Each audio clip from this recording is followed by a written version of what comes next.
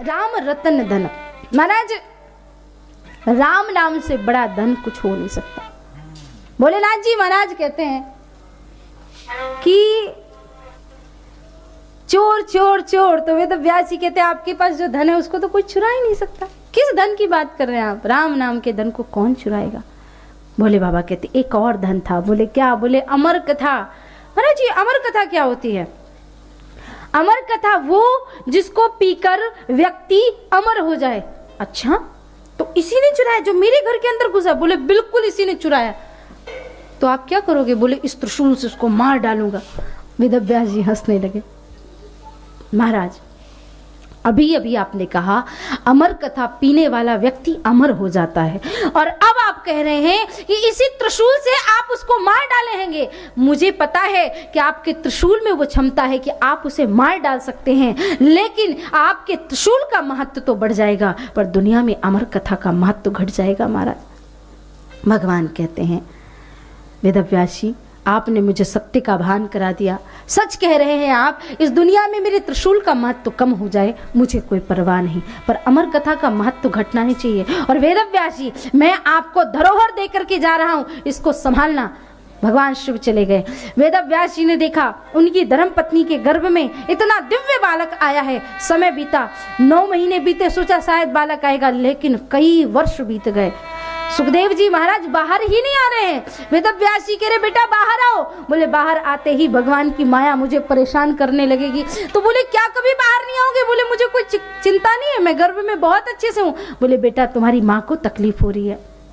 सुखदेव जी ने कहा एक शर्त पे बाहर आऊंगा, जब स्वयं भगवान आकर के कहे बेटा सुखदेव तुम बाहर आओ, मेरी माया तुम्हें प्रभावित नहीं कर पाएगी तो मैं बाहर आऊंगा।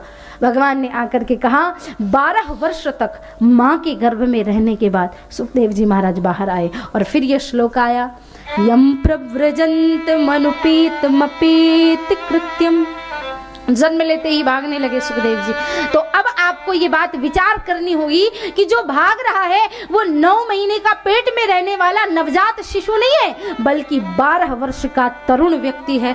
सुखदेव जी महाराज भागे और उनके पीछे पीछे पिताजी वेदव्यास जी भागे। वेदव्यास जी महाराज भागे तो आपको पता है कि कुछ भी हो जाए, कुछ भी हो जाए, आपको ये बात पता होनी चाहिए कि एक जवान बेटा ज्यादा तेज भागता है बूढ़े पिता की अपेक्षा। सुखदेव जी महाराज भागे, वृक्ष और बल्लरियों ने वेदव्यास जी को पकड़ा और कहा वेदव्यास जी आप इतने स्वार्थी कैसे हो सकते हैं?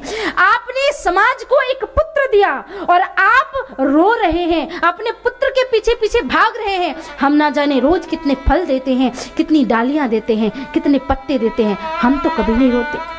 संत का काम होता है अपने पुत्रों को समाज संस्कृति की सेवा के लिए समर्पित करना।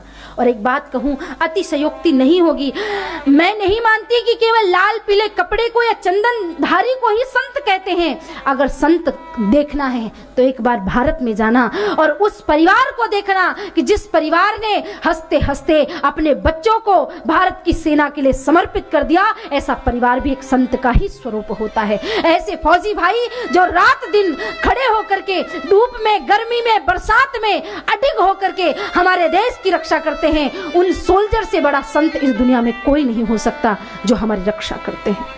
हम अपने घर में चैन की नींद लेते हैं, हम चैन से सुरक्षित रहते हैं, और वहां कश्मीर की केसर की क्यारियों में अभी तो भगवान की कृपा है कि आज धारा 370 हटने के बाद हर एक व्यक्ति प्रसन्न है, मुस्कुरा रहा है, खुश है। लेकिन एक समय स्थिति ऐसी भी थी कि हमारे फौजी भाइयों के ऊपर पत्थर बरसाए जाते थे, हमारे फौजियों का गला काट के ले जाया जाता था। कितनी तकलीफ, कितनी पीड़ा सहकर भी उन्होंने कभी देश के साथ बेईमानी नहीं की, सदैव देश से प्रेम किया, देश की रक्षा के लिए तत्पर रहे। और मैं इस मंच से नमन करती हूँ, उन शहीदों से बड़ा, उन फौजी भाइयों से बड़ा संत इस दुनिया में कोई नहीं हो सकता।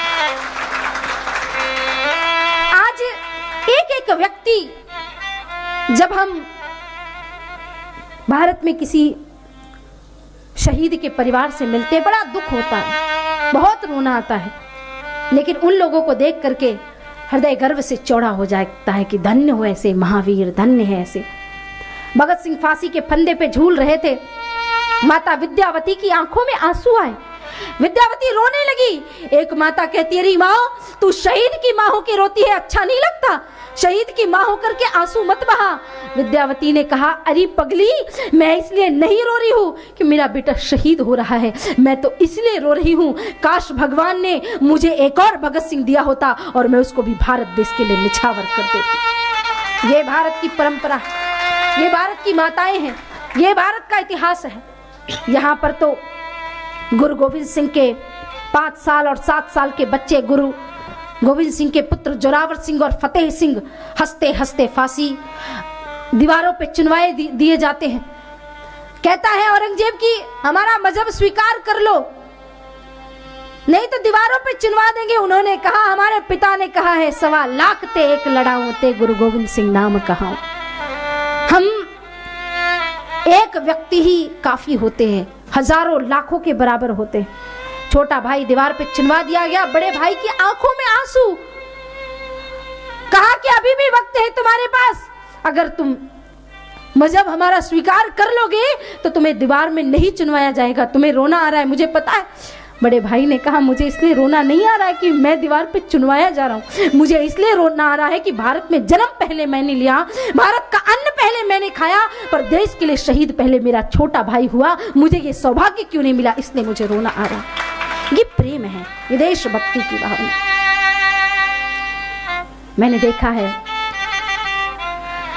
लद्दाख में, कश्मीर में और उन बॉर्डर में जहां पर दूर दूर तक कोई व्यक्ति आ जा नहीं सकता, अपने वतन की मिट्टी को उठा करके वो फौजी भाई, वो सैनिक, वो सोल्जर से ही बात कहते हैं कि तेरा वैभव अमर रहे माँ, हम दिन 4 रहे ना रहे, हे माँ तू सुरक्षित रहे। क्या उन्हें याद नहीं आती घर की? क्या उन्हें अपने देश से, अपने घर से प्रेम नहीं? ऐसे ऐसे व्यक्ति शहीद हो जाते हैं जिनके 3-3 महीने के बच्चे होते हैं। अभी मध्य प्रदेश में एक भाई छुट्टियों पे आए थे, घर वालों ने सोचा छुट्टियों में आया है, साल भर में छुट्टियां मिलती हैं इसको, एक काम करते, कोई अच्छी सी लड़की देख के इसकी शादी करा देते, शायद विवाह हो जाएगा तो पत्नी से प्रेम होगा तो जल्दी जल्दी शायद वापस आए। पर आनन फानन में 1 हफ्ते में ही उनकी शादी करा दी।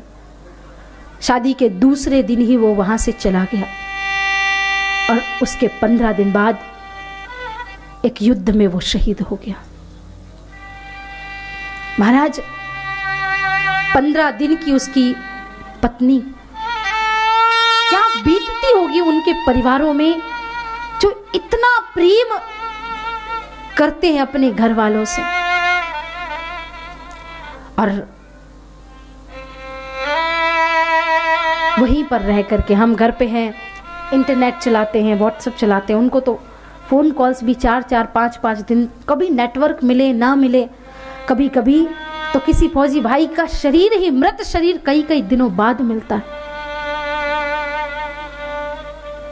दुख है, तकलीफ है उस देश के लिए, उस देश में जीने वालों के लिए। उनसे बड़ा संत कौन होगा जो उन हवाओं को महसूस करके, उन फिजाओं को महसूस करके, इस मिट्टी को महसूस करके प्रणाम करके कहते हैं,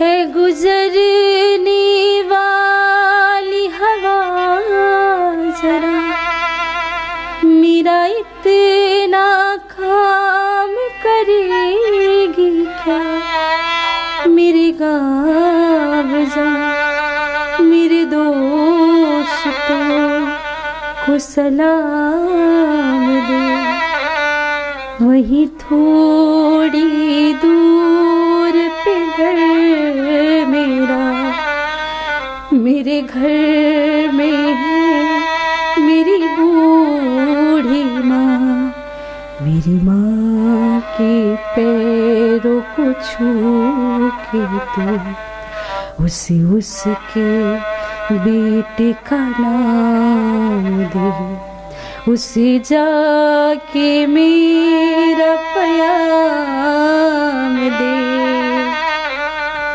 मैं वापस आऊंगा, मैं वापस आऊंगा, वतन की छाँव कि माँ की आँचल गाँव की कि हमसे पूछा गाँव की गलियों ने कि घर कब आओगे, कि घर कब आओगे, कि तुम बिन ये घर सूना सूना है।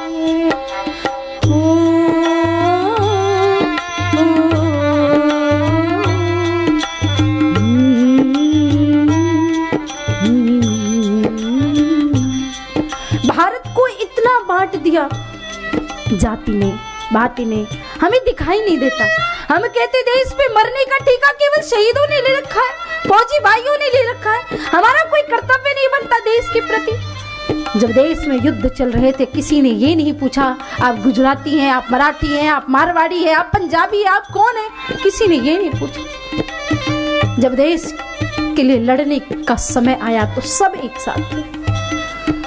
कोई सिख, कोई जाट मराठा, कोई गुरखा, कोई मद्रासी, सरहद पर मरने वाला,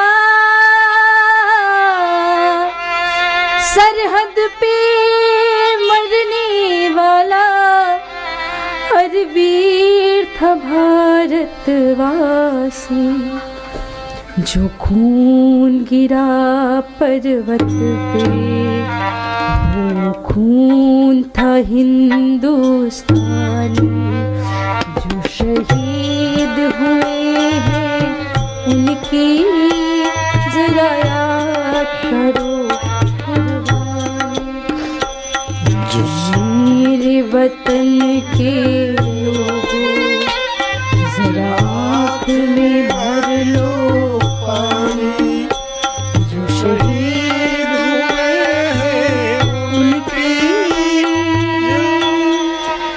जरा याद करो कुर्बान। एक बार अपने देश के लिए दोनों हाथ ऊपर उठा के और मुट्ठियां बांध के जोर से बोलेंगे। सभी लोग हाथ ऊपर उठाएं, मुट्ठियां बांध के बोलेंगे भारत माता की जय। उन शहीदों की आत्मा की शांति के लिए इतना जोर से आवाज आनी चाहिए कि उन्हें लगना चाहिए कि उन्होंने देश को अपना समर्पण ऐसे व्यर्थ में नहीं दिया। दोनों हाथ उठा के भारत माता की जय, भारत माता की जय, भारत माता की जय। वो तो कहते हैं कि जीना है तो जियो अपने वतन के लिए और मरना है तो मरो तिरंगे कफन के लिए, क्योंकि ऐसा कफन हर किसी को नसीब नहीं होता।